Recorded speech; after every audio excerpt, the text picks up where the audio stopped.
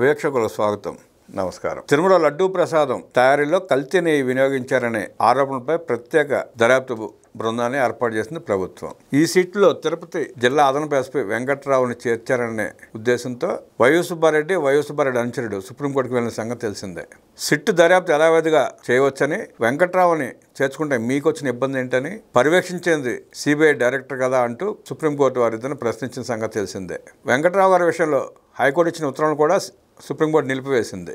అందులో తప్పేముందని supreme chief Gavai గారు మండిపడ్డారు. దర్యాప్తు మొత్తం సిబిఐ డైరెక్టర్ పర్యవేక్షణ జరుగుతున్నప్పుడు సిట్ మరో అధికారికి అప్పగించడంలో ఎలాంటి తప్పు లేదంటూ ఆయన వ్యాఖ్యానించారు. సిట్ దర్యాప్తు పర్యవేక్షణ వదిలేలేదు కదా అంటూ ప్రశ్నించారు. అది కేవలం తమ నియంత్రణలో పనిచేసే ఒక దర్యాప్తు అధికారులు మాత్రమే నియమించుకుంది అని గవాయ్ గారు స్పష్టం చేశారు. జగన్ ప్రభుత్వ సమయంలో తిరుమలలో లడ్డూ తయారీలో కల్తీ నెయ్యి కలిపిన సంగతి తెలిసిందే. దానిపైన సిబిఐ డైరెక్టర్ పర్యవేక్షణలో స్వతంత్ర దర్యాప్తు బృందం సిట్ని సర్వోన్నత న్యాయస్థానం నియమించడం తెలిసిందే. ఇందులో సిబిఐ నుంచి 2, రాష్ట్ర పోలీస్ శాఖ నుంచి 2, భారత ఆహార భద్రతా ప్రమాణాల ప్రాధికార సంస్థ నుంచి సీనియర్ అధికారితో సిట్ ఏర్పాటు చేసింది.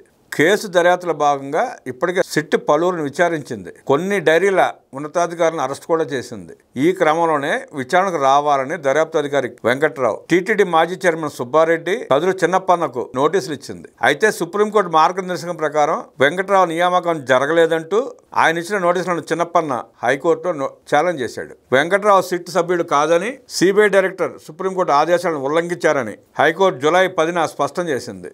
కేసు దర్యాప్తు పైన కూడా స్టే విధించింది.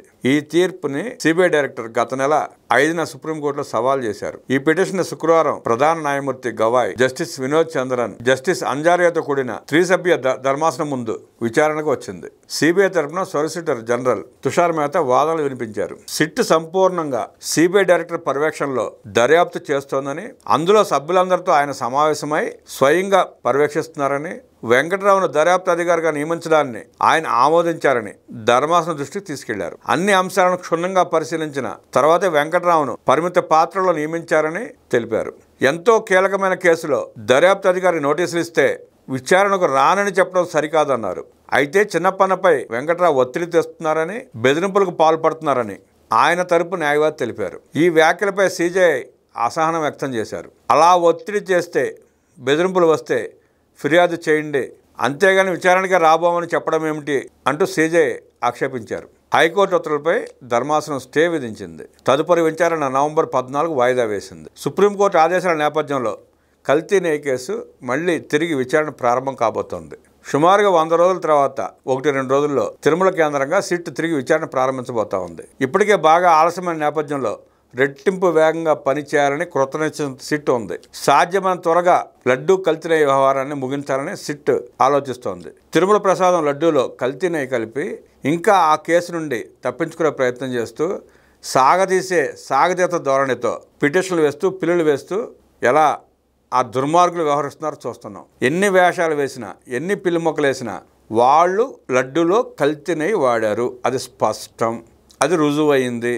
శిక్ష నుండి తప్పించుకోలేరు. వైవి సుబ్బారెడ్డి అయినా, బోమన కరుణాకర్ రెడ్డి అయినా ఆ తిరుమల దేవస్థానానికి చేసిన అపచారానికి వారు శిక్షింపబడక మానరు. ఎన్ని అవాకులు చవాకులు పేలినా, ఎంతమంది దృష్టి మళ్లించే ప్రయత్నం చేసినా వాళ్ళ దోపిడీని సిట్టు బయట పెట్టి వాళ్ళని కఠినంగా శిక్షిస్తుందని చెప్పి భక్తులందరూ ఆశగా ఎదురు చూస్తున్నారు. ఆ దేవుడికి అపచారం తలపెట్టిన ఆ జగన్మోహన్ దండుపళ్ళెం బ్యాచ్ని అంత తేలిగ్గా వదిలేస్తే చూస్తూ ఊరుకోమని యావత్ భక్తలోకం మండిపడుతూ ఉంది. ఇకనైనా సిట్ విచారణ వేగవంతంగా పూర్తి చేసి దోషుల్ని కఠినంగా శిక్షించాలని కోరుకుంటోంది.